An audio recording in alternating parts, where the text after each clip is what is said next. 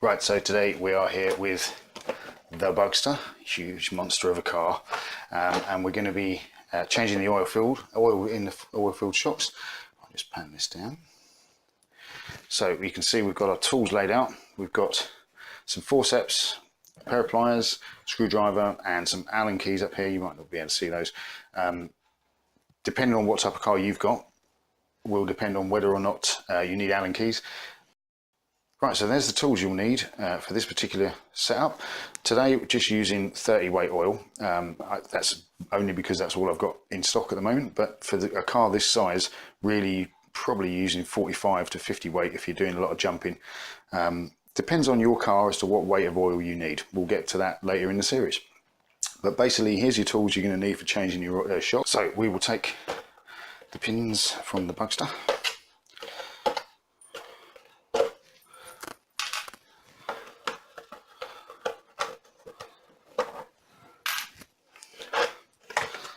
Put the body over there. Right, now we can let the dog see the rabbit, mate. Okay, so we're going to just take off one of the shocks, doesn't matter which one, they're all four are exactly the same. So we're going to pop, just going to press the top and like that, and same again on the bottom.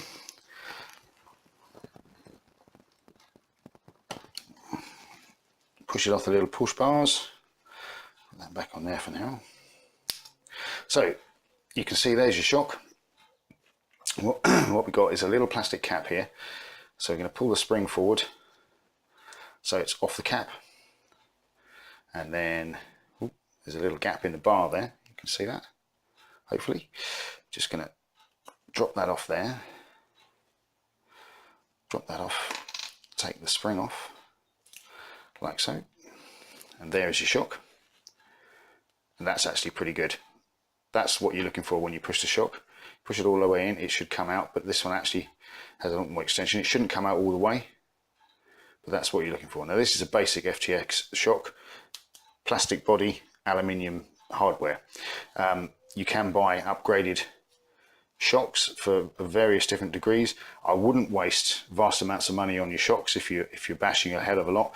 No good spending 80 quid on a pair of shocks that last just as long as a pair that cost you 20. So just shop around and see. There's absolutely no need, unless you're running a high-end car, of spending vast amounts of money on your shocks.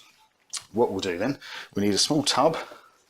I've got, let's get rid of flow for now, onto the floor so we can see what we're doing. Okay, so we've got our shock and we need to take the top off. Now, depending on how firm that is, I've loosened these off already, so this is quite loose, but you might need a pair of pliers. Just gently grip the nut and unscrew that. Now we need a jar of some description to get rid of all the oil. These probably aren't actually this very dirty in here, but we're going to change them anyway. So if you can see in the top there, there's a little rubber dome. We'll get to that in a little while. So we're going to pour out all the oil into a scrap container, something you can throw away, something you don't need to rinse out, because you don't really want silicone oil anywhere near your food or anything else. So just activate the piston, get all that oil out, like so. Now I don't know whether you can see that from there. Now we're not going to rebuild the entire shock because we don't actually need to. It's not damaged. We're going to get, if you're changing, especially if you're changing weights of oil from one to another, you really need to make sure that you completely strip this down and clear out any of the old crap. But in this case, we're just refilling with the same weight oil, so we don't need to do that. We just need to get rid of all the dirty oil that's in there. So you can clean that around the top of the piston. Excellent. Okay, now to hold these while you're working, I use forceps, clamping forceps. You might not have clamping forceps,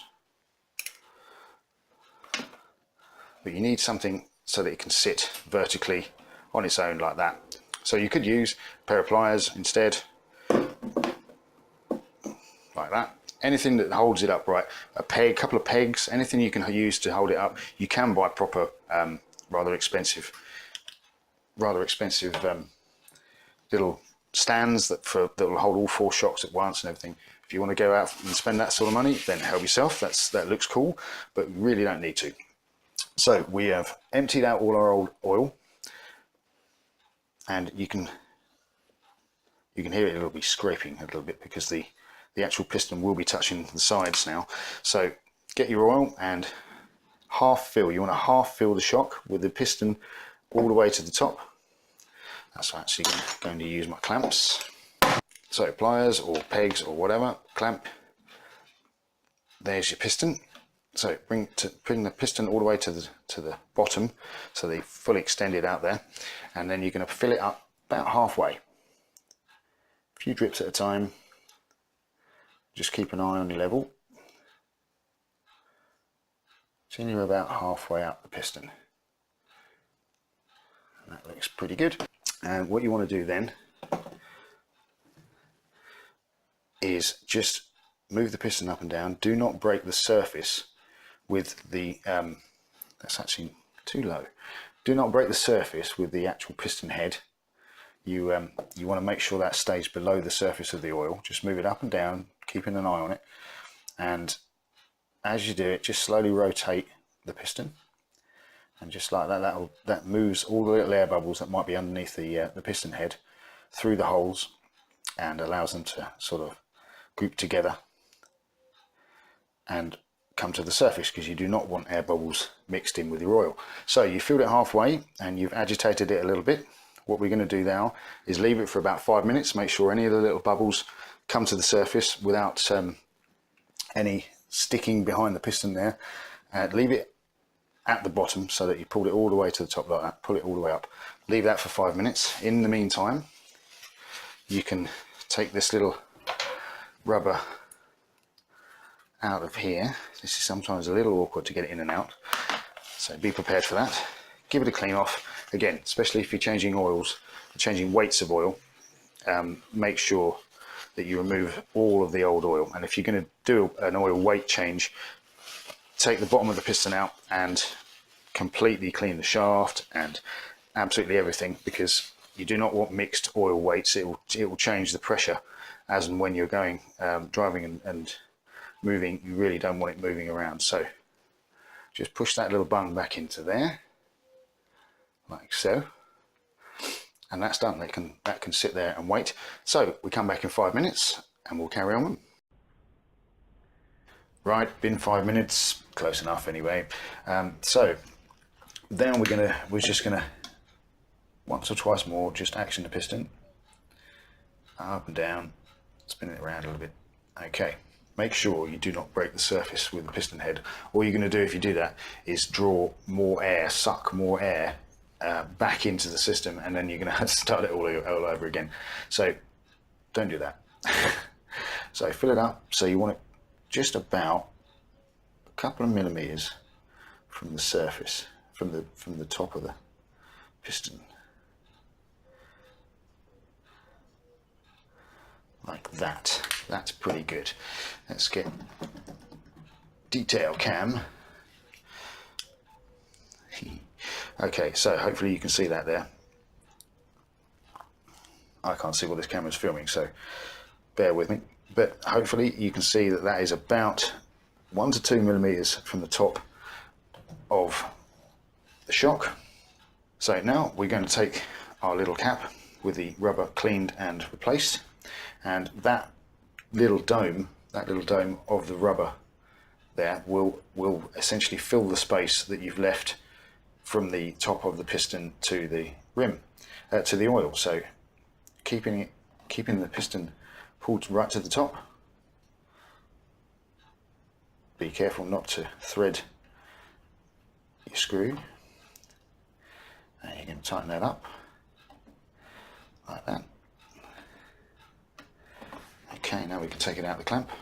Now what we're also going to do before we do anything else is tighten this bottom nut here as well.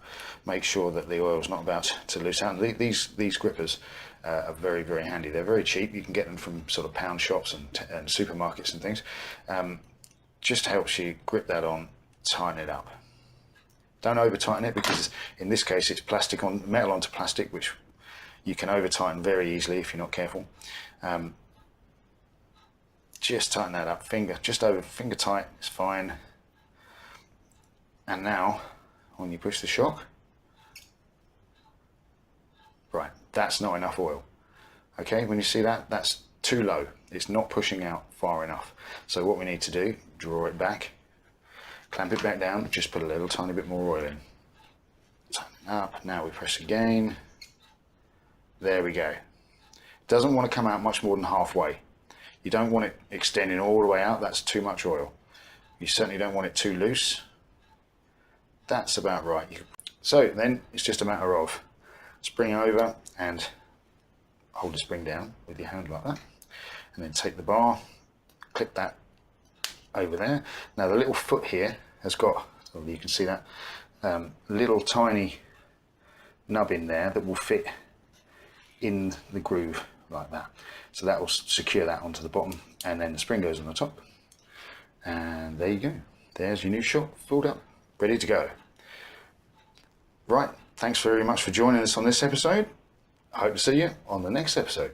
I'm Southpaw. Drive safe.